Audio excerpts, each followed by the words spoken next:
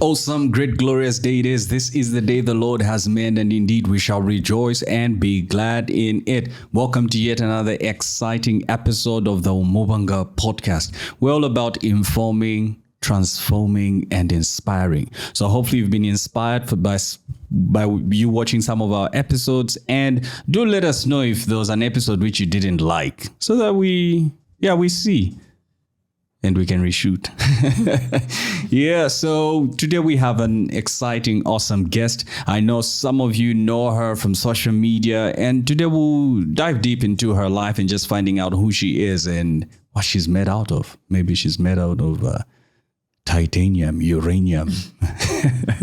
Awesome. So I'll read a bio of her. So LUDO Freshe is a bona fide creative with experience in poetry, copywriting, and production management.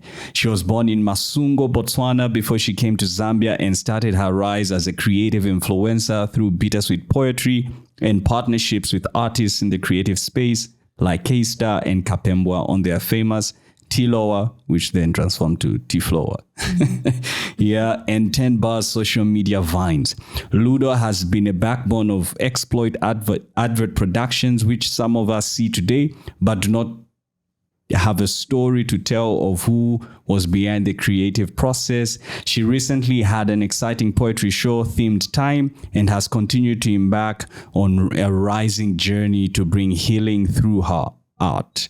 Ladies and gentlemen, give a huge Umubanga welcome to the one and only LUDO Freshe.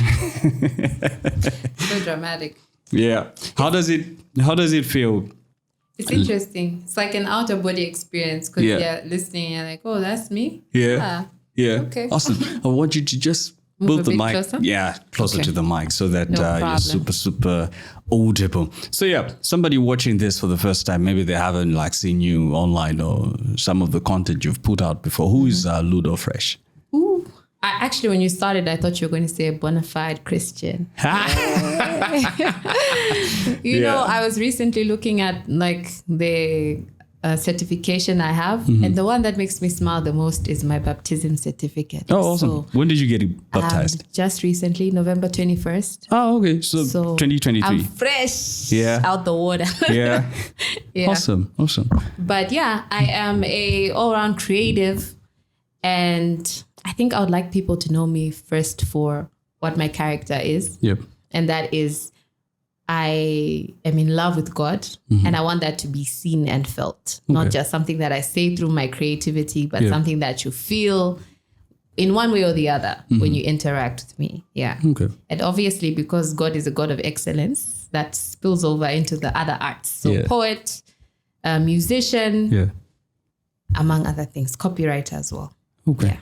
Awesome. So, look, in your bio, it says you hail from Botswana. So are you originally Zambian and then born in Botswana or Botswana? So I was born and raised in Botswana. So I actually came to Zambia when I was 17. Okay. Yeah, but both of my parents are Zambian. Okay. My dad is Lenje. My mom is Bemba. So all the papers say Zambian. Okay. Yeah. Okay.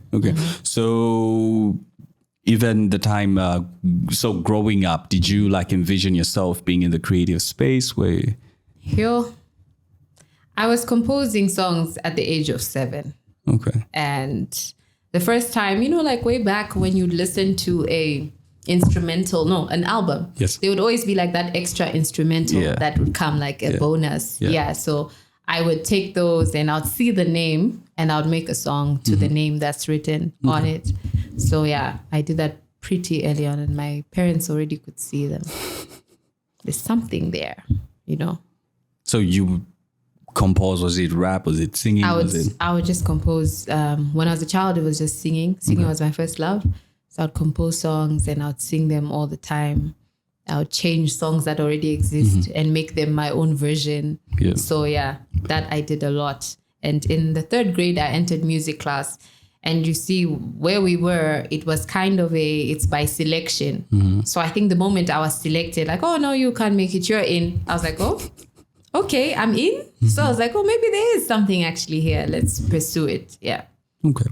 So when you came to Zambia at 17, Were you still in high school? You were done with high school? I was done with high school. Okay. I finished high school just around when I turned 16. Okay. So a bunch of us who were that side, because there's a huge Zambian community in Gaborone in Botswana. Okay. They shipped us back. Like, nah, enough. Let's go back home. Yeah. And so a lot of my family friends who we grew up together there, we all came back around the same time. Okay. Yeah. So what did you get into tertiary education, or something happened and then sparked this whole... So when I came, I did a whole lazy year where I just spent 1 year at home. Very depressing because I was on the farms, and I used to call that place the rehab center. I was really I had no friends. Yeah. I was just, trying to learn Zambia, but I was out in the middle at the end, near Silver Rest. But there was no development that time. Now it's different. There's a whole university there. So I spent a lazy year, and then I started doing accounts. So initially I wanted to do ACCA, mostly because... Felt cool? It was the in thing, I think. I have a rich uncle. So you said that going this path, you... No, I asked, what does he do? And I think from there I was like, I want to be, like him. I don't even think he knows that this is the reason I chose it, but I did. And I was told my options. I can do the degree or do ACCA. And I took ACCA, but I think at a certain point, passion just, I'd pay and I could barely commit. Like the moment I'd pay, I'd even start mourning. Yeah. How long did it take you before you dropped out? I think I finished the certified accounting technician, which is like a diploma level. And then everything after that, my brain was like... Well, good for you. At least you left with the document. Yeah. Everything after, I was like, ooh, child, I can't do this, And so eventually, years later, my same uncle sat me down and said, look, what do you want to do? Like, tell me anything. If you want to do music, tell me. Whatever it is, just let me know. So I was like, okay. I really wanted to do music, but knowing him, I was like, I'm not going to tell him. I'm not going to tell him. Like, I know what you're saying. It's like that. I won't beat you. Yes. That's what that conversation felt like. Yeah. So I was like, okay, I think I'm already working in marketing because I stumbled into a marketing job. Okay. And I, at that time, before everyone had started this social media management, the company Dagon Media taught us how to do it. And so I was practicing. I was being a copywriter. So was that during the time of Vodafone? Yes, exactly. Okay. So just around that time, because I remember we would also do a lot of copy for Vodafone as well. And then he was like, look, you're already pursuing it, study it. Yep. So then came the hard conversation of sitting my parents down and telling them, okay, I'm ditching what I've been studying and I'm switching to marketing. And he was like, you'll probably get exemptions, which I did. They knocked off a year. Yep. And it took me enough years to make that decision. But then I was like, okay, let me do marketing. Yeah. Did you finish on? Just got my degree in June. What month are we in? This is February. Yes, I completed in June and we did the graduation in October. So yeah. Congratulations. Thank you. Yeah, at least we'll not have a dropout story since everybody wants a dropout story. Like, no, not here. Okay. So in that whole transition, so we'll go back because you graduated. So the time you were doing the marketing gig with the media company, was it now the time you now switched into even releasing music? Because I know you had done a song with Trina. Daddy knows best. No, so actually, I think the chronological order of how this happens is I come here basically end of 2006, beginning of 2007. I spent that lazy year. 2008 and 9, I'm like in school. Then because I'm passing and it's really easy for me, I'm like, oh yeah. Then gears shift and we go to level 2A and I'm just like, what's this? Changes. It's just horrible, And then I bump into, there was a cypher around that time. I think it was like 2009. So that's when I bumped into K-Star, Critic, all these people. And I start freestyling and they're just like, yo, who's this person? And Critic loves to say he discovered me. Well, now you're about to confirm that. But one of the many people who saw me rap at the Cypher was like, yo, let's go into studio. And so some of the first music I released was on his project. And I did like 2 songs. One was a collabo with him, and one was just like he put my own solo track on his EP, which was pretty cool. And then I started recording with, So Good. And at So Good, we met a lot of people who are famous today. We were at the studio with Salma, with FJ, James Sakala, all these people that it's very interesting now. I've been watching because I was like 19 meeting all these people, and even all the people who were not necessarily at So Good, we would all interact with them at the Cypher. So they saw me rap, and Critic was like, oh, let's go. We started rapping. We started the recording at some studio for a friend of his, and eventually said, oh, let's go to So Good, because that's where I record from. And I met the rest of the team. So were you there in the Vitumbua video? No. And ironically, the day of that video, I just remember my brother telling me, don't go dance on TV. And I was like, I won't dance or anything. But I don't know what made me not make it. But I was definitely supposed to be there for the video. But yeah, I wasn't. So after meeting them around 2009, 2011, I think, Bittersweet starts. Yep. And I hear, oh, there's this place, there's poetry. And I'm like, oh, I haven't done poetry since, Botswana, because I was introduced to it in the 11th and 12th grade. So it was part of a course or subject at school? Or it was just like there was an extracurricular, yeah. And I literally went there because I had this drama. There's this girl who thinks she's the best. And I was like, you know what? I want to see who this is. And then I was like, you took it personally, like MJ. I took it very personally. And I was like, oh, this is actually nice. I had poetry I'd never heard before. Like people would come and tell a story about meeting this girl in such an artistic way. So then I stumbled into Bittersweet. I remember the first day I went on with this guitar my dad had bought me, and I sing and play. And my dad was like so proud because he just bought me the guitar like a week before. And he's like, she's playing. And I did a poetry piece in Kaumbe. I just had this, I like that one. So do you remember the poetry piece? Not at all. I remember the song, but I don't remember the poetry piece at all. I remember Kaumbe talking to me after, and eventually I got signed there. Yeah. Okay. So when you were signed, now you were now a full-fledged poet and not a rapper or singer. So because even with there was still conflict with my parents, because I guess poetry looks like the more respectable thing to do. People have their visions of what an artist would sound like, and I guess at the end of the day, it's valid because there is a lot of negativity that happens in the creative industry, and they were just worried. So poetry for them was okay because when we got signed, now we were performing at corporate events, it had a whole different vibe. The vibe was just different there. So like, oh, okay, cool. And K-Star and I would perform at the peak, like every week would have a different corporate event. And it would get really crazy because what people don't know is sometimes, imagine it's Wednesday, right?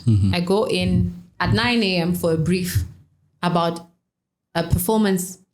On Saturday, maybe. The same day. Okay. At 7 p.m. They're briefing me and K-Star was sitting and we're taking notes. K-Star at least is maybe going back home. I'm going back to work.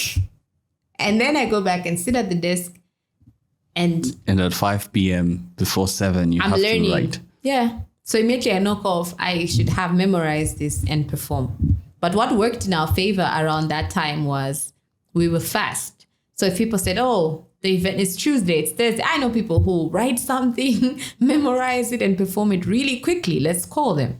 And so, we started performing a lot for a while. Actually, I need to admit that poetry did for quite a while pay a lot of my bills. I just didn't accept this because I still wanted money from like my brother. But it was pretty decent. Yeah. Okay. Interesting. So, look, sounds like you grew up in a household where they would support your dreams and visions. So what role did your parents play pretty much? Because I know if they got you a guitar, it means that. That's the thing. I feel like there was a conflict there. Because Dad was always like, this is my accountant daughter. And I actually think that's why I held on to accounts. Because he would say stuff like that. You wanted to make your father proud. Yeah, like this is supposed to be my accountant daughter. And so initially when they would hear me do poetry, like they'll be wowed by it because they're like, you wrote that? Okay, that's good, you know? And they'd show up like, even when I said, oh, Dad, let's go. We stayed so far out. I mean, we're coming from that side to arcades to come and do a show. And I was like, Dad, I don't have transport. Just go with me. Let's go sit and enjoy the show. So I remember even when he bought me my guitar, I had gone through I don't remember why I was sad, but I was really sad about something. Then he came home like, surprise. And I was like, a guitar? Like I was really happy, but I was shocked at the same time. Yeah. So I think even they had like that conflict I know you're gifted, but just don't do this commercially. You know, they had that internal fight, definitely. But they would support where they can. So if I say I'm doing a show, they would definitely show up. Okay. You know. All right. So I know I've mixed up the questions. However, when did you do the song with Trina? It had Jane Sakala as well on it, yeah. No, it had someone who really sounds like Jane Sakala, Kasolo. This happens a lot. Sorry. It's okay. I think he's even used to it now. They sound so alike. Yeah. Kasolo for a short time had also started coming to Bittersweet shows. And so I remember when I was doing that song, Stone was like, he was like, come to studio. I have this beat that I think, would sound great. And I was like, okay, cool. And I started singing, the hook that he said, blah, blah, blah. And he starts making the beat. And Kasolo comes in. We're like, okay, we have to. And I remember this is a random part that was added, the Kasolo part, because Kachanana, I bumped into her and she told me, make sure every time you make a song, there's a touch of Africa in it. Every time. So I was like, okay, right. Kasolo is going to add something really good to this. And he did. Like, I just love his addition. See why you always like mistaken for James Sakala? Because they really do sound alike. Yeah. And then we're like, okay, so who can sang, who can come and add the feel that Kasolo added? And we're like, okay, Trina, she's a dope singer. Let's get her here. And I called her, she accepted, and we made the song.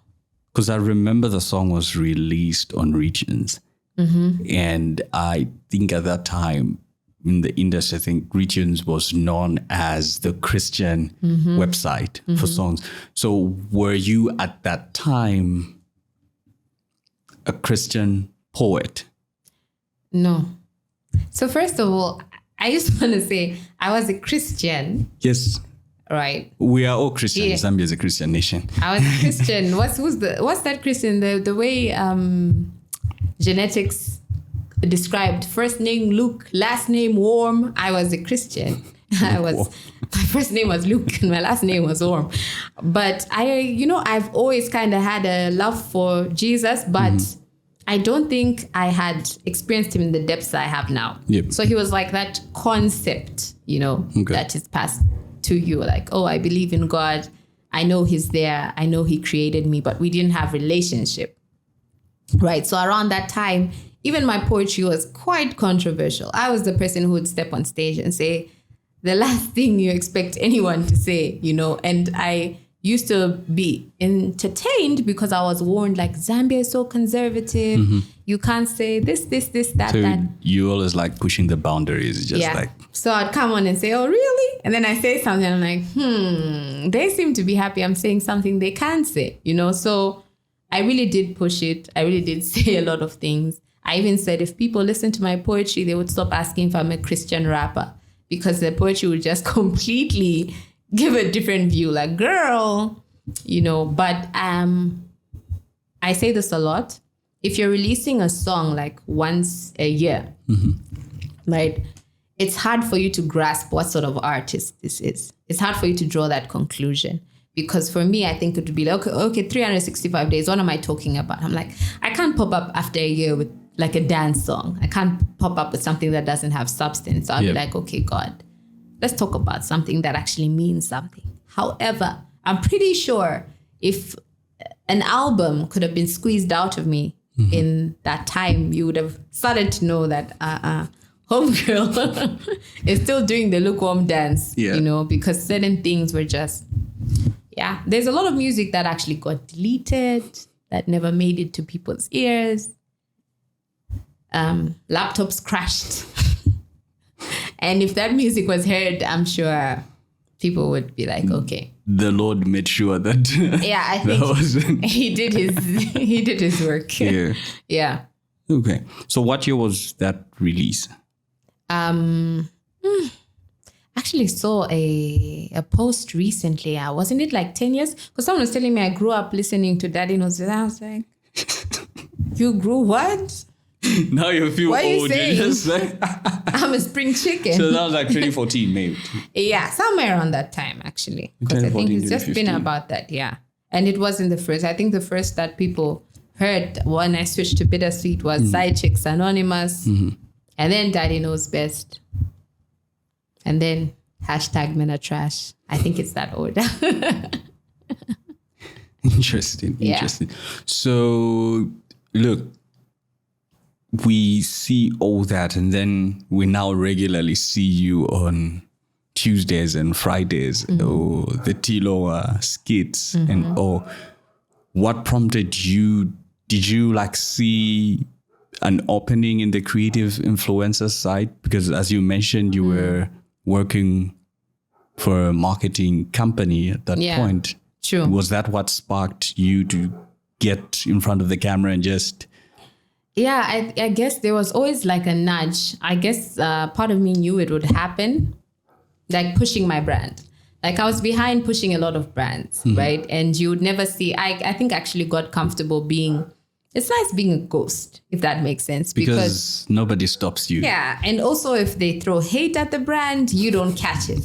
You know, one of the first things is, and even if you catch it, it's for a certain time. Like you would feel like, oh no, this is my work. But you'd be able to detach eventually. But now it's like, I would always say, I don't want to be famous because I don't want criticism. I don't want people in my business.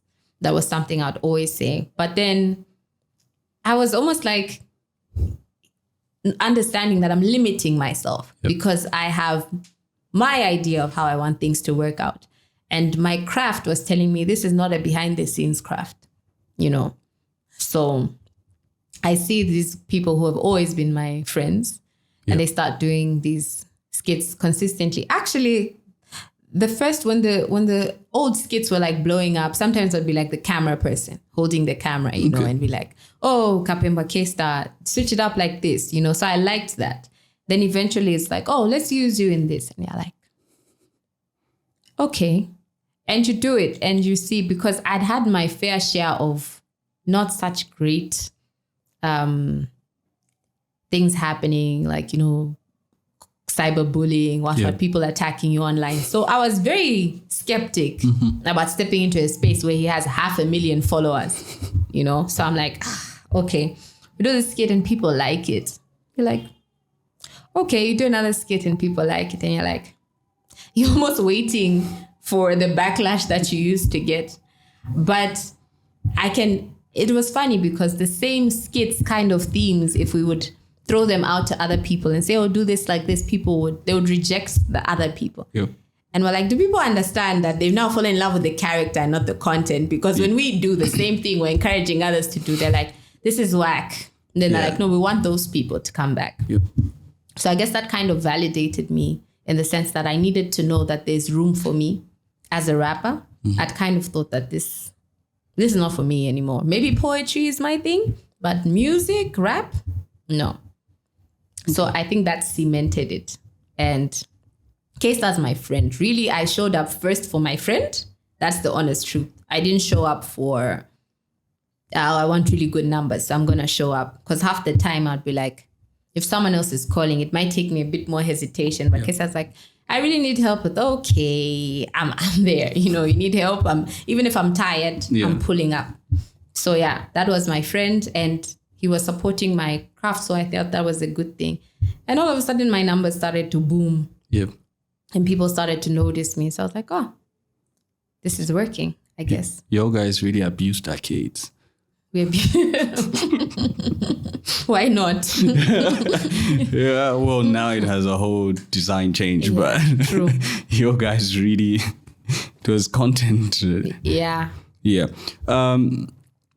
So the journey of being that creative influencer, how did it affect you money-wise? Because now, I guess, that was the time I think those endorsements were now coming in. The irony. Before the bettings started. Oh, yes. So the irony is before that happened, my boom was where people couldn't necessarily see it. Like the time when I was doing poetry and I said we're having gigs, I think every week or so, that was the prime time. We also had that I'm a VIP thing where you could send a voice note. Yes. And I was like, okay, these people aren't following me on my Facebook, but they're following me on I'm a VIP. And I remember my numbers in the group were like the highest. Like I was higher than K-Star, higher than all. And I was like, I almost felt touched because I was like, what is it about me that makes you all want to follow me in secret? Like, there's a huge following that subscribes to me on their phone where no one can see. And there's like my Facebook. That's like trying to make it to 5,000, you know? So, but it was good money-wise. And that together with the performances were good money-wise. I think what started happening now when my face was out there was I started getting a lot of calls from companies I didn't necessarily want to work with. Yeah. So these are brands who are like, oh, I need you. And I'm like, not you, you know? And I literally felt like it was a test because the day I said, okay, cool. My numbers are going up. God, I don't want to go to this type of company. This following day, the call comes in. Hi, we want to talk business. And I'm like, oh, how may I assist you? And it's, oh, we want you to join this company. And I would just be like, oh, unfortunately, my schedule is really busy. So I'll be free in like maybe the next 6 months. And then they'll go after politely shut it down. Okay. So I think that was a strengthening of character moment. Yep. Like define who you are, because if you're going to get numbers and you're going to be so concerned with money, then money will move you anywhere. Yep. Yeah. Okay. There's that saying that if you fall for everything, you can't stand for anything. Yeah. Yeah. Yes. True. Okay. Interesting. So now we see you as a regular on the tea floor. By the way, quick question. Do you guys rehearse those things or it's just like off the cuff? Like, what can I say that will not make me get beaten? So there's a lot of improv. Yeah. And there's a lot of what we'd try to do. We used to try our best to say, okay, guys, this one battles this one. Come with your buzz. But as creatives, we are so problematic that will come without anything written, and something that should have taken a short time takes a long time. So what I will say is there's the internal team, there's a lot of writing and there's a lot of improv. For example, we'll come in, Christian and K-Star will write, and all of a sudden we're doing a tag team and they're just throwing in bars that we didn't agree on, or we didn't like. So imagine you say 4 bars, 4 bars, 4, like that, right? All of a sudden they're going in 8 and you're like, yo, how is this a fair battle? Yeah. So there was a lot of switching up, especially with the internal team. Christian, K-Star, and Dinema, Vubui, those are like natural freestylers, myself. So they'd always be like, okay, this is the guideline, and then a detour from what we agreed on. Which would cause sometimes conflict behind the scenes. I wish we could share behind the scenes footage because it would get dramatic. I think so. That would be dope.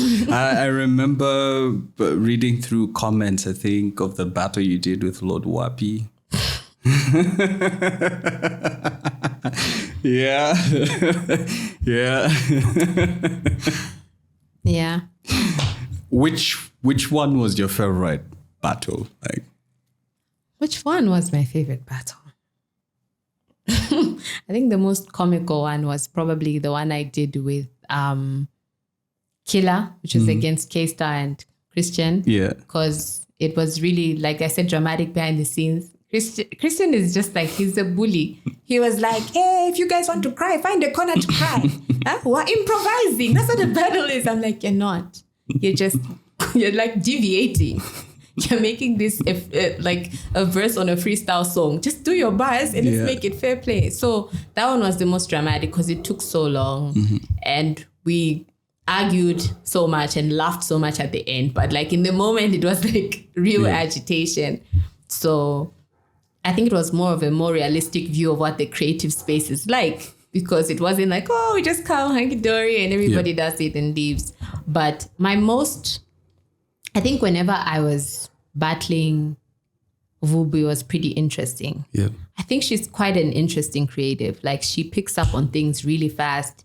She goes from 0 to 100 into character really fast. Yeah. And I was just like, I would watch her like, I'm a fan. You know, I'd switch from I'm battling into, you're so interesting. I switch back. Yeah. You know, so I had a lot of fun with her. Yeah. So in that space now where you're regularly, pretty much week in, week out, you're on the screen, how did that affect you now mentally, like going out? Because you became a fan favorite. Every time you're on battles, they not say, hey, we had this female MC who will hammer everybody, be it it's K-Star, it's Christian, whatever improv stuff they do, you fight back. One, I think it was like God's way of keeping me out the club. Because I think like to a certain extent, like the last time, you know, like I stopped going out, but I'm like, oh, it's my birthday. Let me just go out. And it's just like, hi, no, I can't do anything now. You know, like you could see the eyes, and mostly you could see like they're waiting to see how you behave or how you carry yourself. Yeah. So now I started becoming aware that it's not just about what I'm saying on screen. It's all about how I live, right? So it made it hard for that to happen. It also, I think, made me understand that when I leave the house, because I'd always tell people when you leave the house, if you're in the public eye, you can't carry your bad mood. Yep. So I had to be able to switch and remember that I appear to be an extrovert, because I think I switched at some point and now I just wanted to keep to myself and always be able to accommodate people that want to show love. But yeah, it used to confuse my parents. I think up to now, my dad would be like, where'd you know her from? So your parents don't know that you're famous, or they have an idea that... I mean, famous is a stretch, but I think it is a stretch. How so? Famous is a stretch. Okay, those T-Floor videos, like how many millions of views are those things? Okay, known, right? I feel like the fame, when I can translate those to my page, then at least I can know the avid followers of me. Because now it feels like maybe you liked K-Star and I was like, you know, like this is the cherry on top, but I really come for him. Yeah. So when I can convert those to my page, then I think I'll be happy. Like, oh, now I have a consistent crowd. But I think my parents, my dad mostly, because I think when most of these encounters happen, surprisingly, I'm with my father.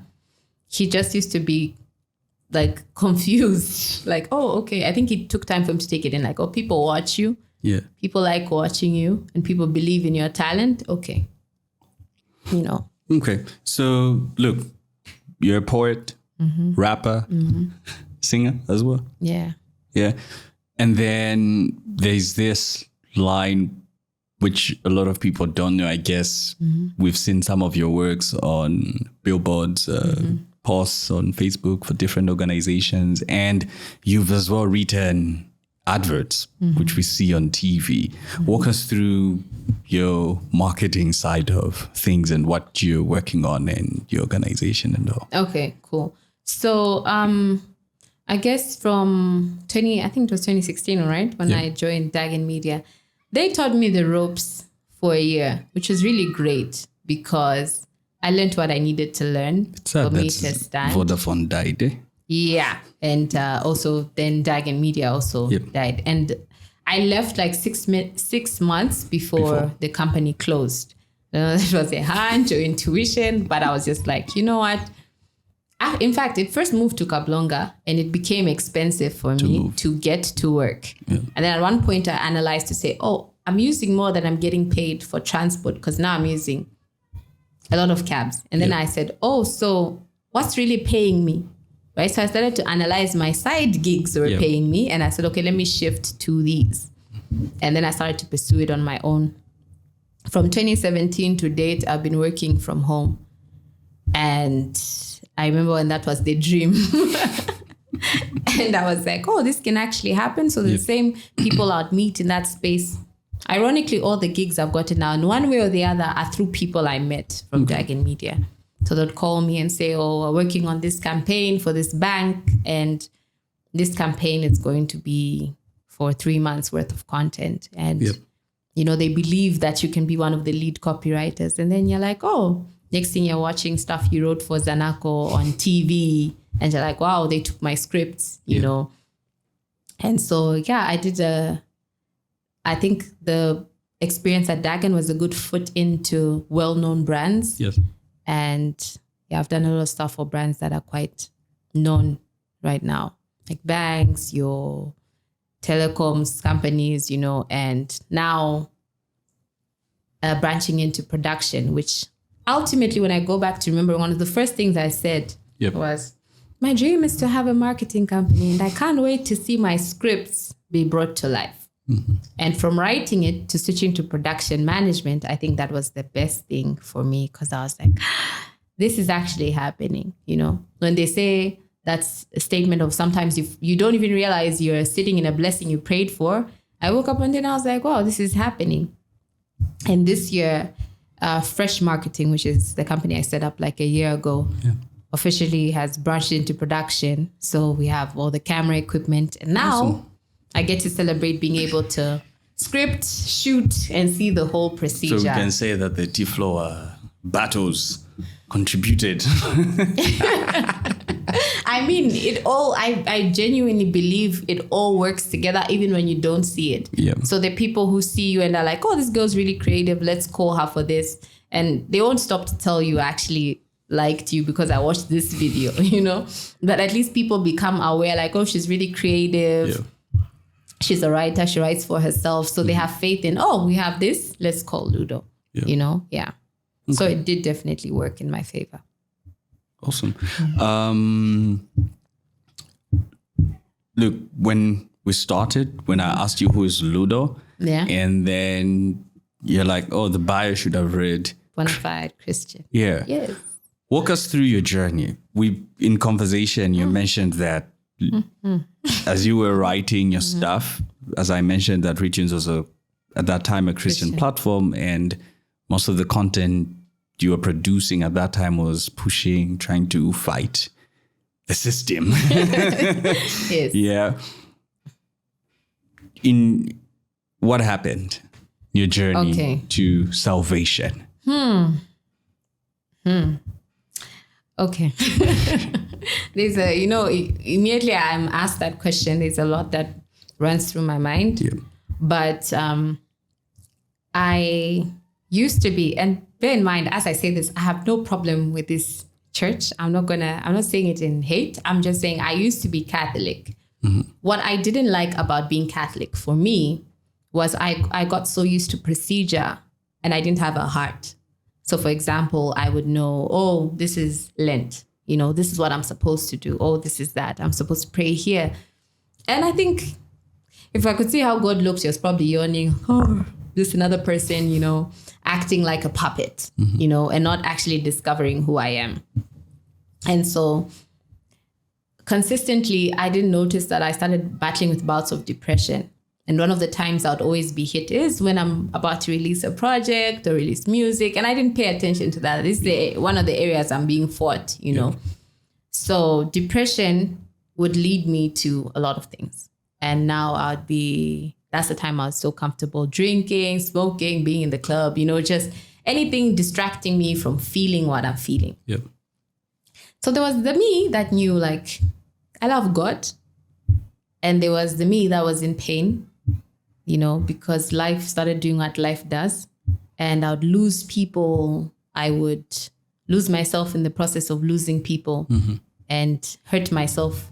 I used to tell people, you don't need to hurt yourself more when you're in pain. But I think that was me. I even used to say things like, when I'm really in pain, I do something extreme that will numb me. Extreme was never anything beneficial, So I'll say, okay, what's the worst thing I can do in this moment that will shock my system so much that I'll numb myself. Yeah.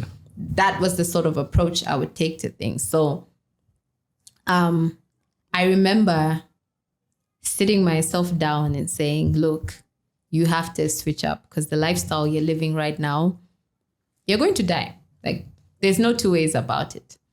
And so I decided-ish that I was going to clean up my life. Yeah. And I take this trip. I went to Solwezi with a bunch of my friends. It was really fun. It was all paid for. Like, they just pampered me and took care of me. And I was like, yeah, I'm on the right track. I'll not say what happened to get me off the right track. But the moment I come back, I'm sitting and I remember so vividly hearing like the devil's talking to me. And it's like, oh, so you thought you're going to get your life together?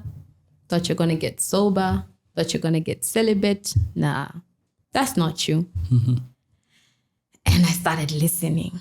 And the more I listened, that day, I just started being convinced, like, you wouldn't, even if you left this earth, nobody would notice, nobody would care. So I eventually came to the agreement with the voice in my head that I was going to take my life that day.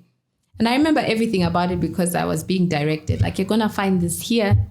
If anyone is going to tell me that sometimes when people talk about these things, it's like, it's not spiritual. I'm like, that's one moment where that myth was debunked for me because I was like, if I harmed myself, something took over. Yeah. But what I didn't realize is all the things I let creep into my life just became open doors. And now the devil could just mess with me because, you're chilling in his house, 24/7. Yeah. And you feel like he can't tell you the rules for how to live in that house. It's not realistic. So he was like, okay, this is how I'm going to do it. And I remember as I'm on my way, because I'm being shown where I'm going to hang myself. And my farm, the place where our family farm is very easy to hide in plain sight because they're huge banana trees and a big orchard. So if I just walked in, the way I was being shown, no one was going to see me, to save me or anything. If anything, they would have thought, oh, Luda's left, she's not home. They wouldn't think she's walked into the middle of the orchard, right? So as I'm walking, I see this very vivid vision of my mom and dad picking up my body. My mom, like, I still remember it. And my mom looked so powerless, like she's cried for a year. My dad looked like he's so defeated, he can't even cry, like the lack of power in his body. And I remember like that, like, brought me back. Like, I came back to myself. Before that, I tried to call a friend and he was sounding so occupied, I got irritated. And I think he could hear, like, Ludo, are you sure? Like, you don't want to talk? I'm like, if you're busy, it's cool. And tried to call someone else. And I was just like, bro, I think I'm out. No, actually, he tried to call me. I was like, I think I'm out. He kept trying to call me. And I was like, let's do this.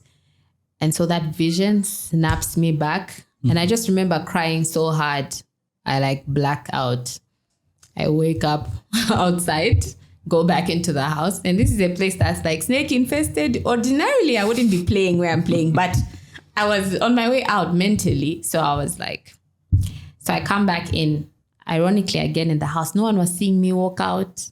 No, it's like the way was being cleared. Like, no, when you walk, no one's going to watch this. I'm going to make sure it's easy for you to harm yourself.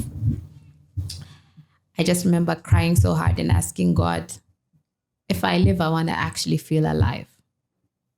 So the following day, I wake up with this jolt of, I feel like my soul was resuscitated. And I felt joy, like this joy I've never felt in my life. For like 3 months, my friend told me that you're officially in the honeymoon phase because for 3 months, everything was being done for me. I didn't worry about paying for things. I didn't worry about how I was transporting. All of a sudden, someone driving out of the way will find me walking and say, oh, where are you going? Oh, actually, I'm going this side, but actually I'll take you where you're going. And I was like, what's going on? And after God pampered me for 3 to almost 6 months, actually straight. And that time I spent a lot of it in the Word. I remember I'd watch sermons for almost like 6 months in a day. He would like just layer on layer me with the word. Then he said, okay, now feel everything. So all the pain I hadn't felt, everything that had been layered for years and years, I started to feel that, and I felt it sober, So I think my mind even used to do that battle for, ordinarily you would soothe this with alcohol. Now you can't. So now you really feel it. So from that journey, it's actually the day I tattooed on my hand. Okay. I remember when I was getting this tattoo, I was telling God, like, I know you probably don't like tattoos. Listen to this negotiation. But I'm pretty sure you'd want me alive more than you'd hate this tat. So I just want something visible, right? Where if I ever try to harm myself, if I ever try to get stuck in that thinking that it's the end, I want a reminder that you pulled me through this. So let's just agree. So it's written, I surrender. 28th of the 5th, 19, that's the day. The 28th of May, 2019, that's the day I woke up feeling very alive. And yeah, that was the beginning of the journey of saying, okay, let's do this. Yep. And still there were elements of, I start feeling pain and I start trying to retreat to something. But I remember one by one, I could literally write a day and when I felt like God knocked it off, like, okay, you don't drink anymore. Mm-hmm. Okay, you don't smoke anymore. Like it felt like I spiritually could feel the timer. Mm-hmm. Like, okay, you dabble in this, but now you're serious about being celibate. You know what I mean? Yep. So that was the journey. And in between it, I guess, was the me being a creative and trying to decide who I am. And ultimately leaving the group where, like you said, I would come and do these battles. And I was like, if someone actually actively follows the battles, there were moments where I was like crazy in my speech. And I started realizing, oh no, this is taking me back to speaking a certain way. So I got cleaner and then I got more calculated with what I'm saying. And then I was like, okay, I don't want to calculate this anymore. Because still, if I'm in this zone and we're battling, I'm still going to say something that I probably shouldn't be saying. Yep. So I was like, okay, guys, I think I'm switching and I'm going gospel. And yeah, I won't be here, which was, I feel like, an emotional thing to do. Because bear in mind, these are people I've known from like 2009, and you've genuinely formed bonds with them. Like to others, it's entertainment, but to you, this is family. Yep. And you're like, okay, guys, I need to be without the look and warmness. Let me redefine my name and just stand for what I'm standing for. So that brought me to making the declaration like, okay, look, I'm going gospel officially. God has convicted me beyond reasonable doubt that this is time. And now I've cleaned up my inside. So as opposed to it just being something I say on the outside, my life will actually model someone who's living for Christ. Yeah. Okay. Yeah. And how you mentioned that you got baptized in November 2023. Yeah. So I actually was baptized when I was Catholic. Yeah, of right? course. The sprinkle. Yeah. Sorry. The sprinkle of what? Well, okay, it is a literal sprinkle though, but let's not dive into that. But like we were told two things. We were told if we hadn't been baptized in submersion, we should. And also if we had not given our lives to Christ. I think this was the most cardinal thing for me. Yes. I was like, what did it mean the first time I did it? You know, it kind of meant, and I remember as young people, we did this, now I'm baptized. I'm going to be holy. You know what I mean? It means I am now clean. And then you just fall back into other things because you didn't take the time to work on the inside. So this time I was like, okay. I mean, this time, like for real, I actually understand what it's like to decide to take this path. And it's not like it's not a fairy tale. It's like taking a walk and saying, you know what, God, if people are going to take the easy route, I'm gonna go this way. But I'm declaring that I'm not ashamed. I'm proud to do it. Let's walk it out. If there's any person or being I would like to do this for, I mean, it's definitely you. So, So did it affect your finances when you made that decision?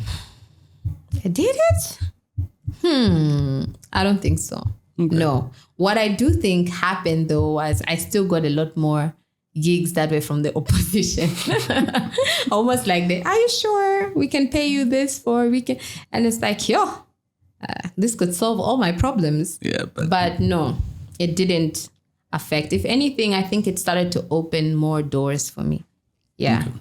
And the goodness about it is, as a established creative, having done it for many years, before people would do that thing where it's like, now I can step into a space and say, look, I don't want to work for this type of brand. I don't want to work for this type of brand. Don't let me contradict myself, because tomorrow I'll make a song saying this is bad, but next thing I'm a brand ambassador, right? Yep.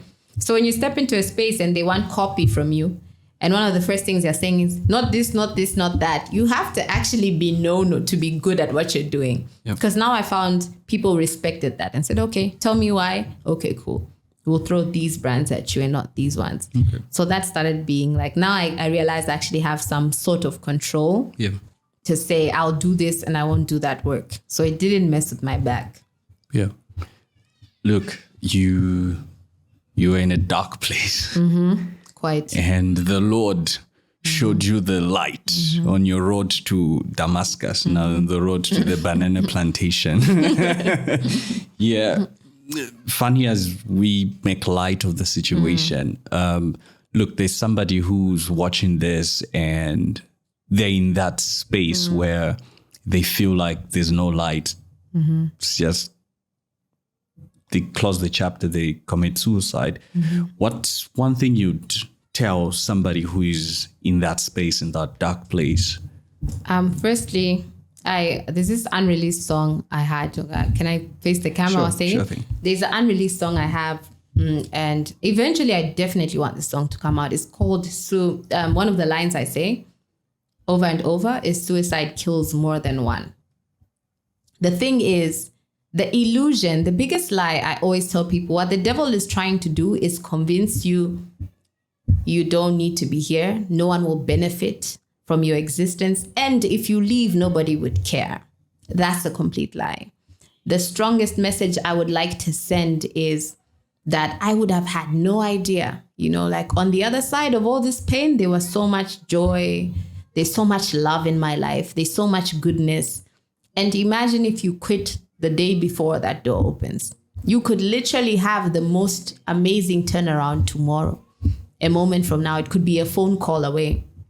And if not, if you don't feel like you have the love you need in your life, you could be the one who gives it to people. You could deliberately say, I'm going to create the life that no one gave me by making sure that this is the happiest place that I am. It's not easy. Healing is harder than being hurt. The initial wound, that just happens, but the healing is a long process. But I promise you, on the other side of that, there's so much more. And God loves you in your pain. There's this song for, what's his name? How have I forgotten it? Oh, no. Anyway, I love this song that says, you climb in the trenches with me. Like God climbs into the trenches with me. Jasmine, some famous poet, said, stop looking for the light at the end of the tunnel and find God in the darkness. And I think if we can find God in that moment, if we can understand that even in my pain, he is with me, he will teach you how to go from a point of feeling broken to understanding, okay, I'm broken, but I'm not even the one who needs to fix this. That for me is the most amazing thing about God. That he sees you've gone alone, you've come back with bullet wounds, and he's just there like, again, let me just fix you up, So it gets better. It gets better. If you allow God in, there is no way. Maybe with me, I can spoil it. I'm a human being, but with God, it definitely gets better. So speak to him. One thing I know is you have a conversation with him, an honest conversation with him, when no one else is looking, and ask him to change your life. He shall do it, definitely. Awesome. Thank you. Yeah. So when are we getting the unreleased song? So the unreleased, my next single is dropping tomorrow, which is the 24th. Ideally, that's the date. If I mess up, I don't know if I should say that for sure, but before this month ends, you have to see a single from. Okay. And you can have like, because I've decided to be kind, can have a little snippet of the song. Awesome. Yeah. Thank you. Awesome. This has really been a very insightful conversation. Look, I knew you from social media, watching you battle and all that, and seeing how far God has brought you and what he's been able to do in your life is testament that God really cares and watches over us. And so thank you for honoring the invitation to come through to the Umubanga podcast. Thank you so much for having me. Yeah, it's been a pleasure being here. Awesome. Thank you. Ladies and gentlemen, we have been talking to LUDO Freshe. Hopefully you've enjoyed the conversation. Remember to share, like, and subscribe. Send this to somebody who you feel will greatly benefit from this conversation. And let's stop looking for light at the end of the tunnel and see God in the darkness. Awesome. Bye-bye.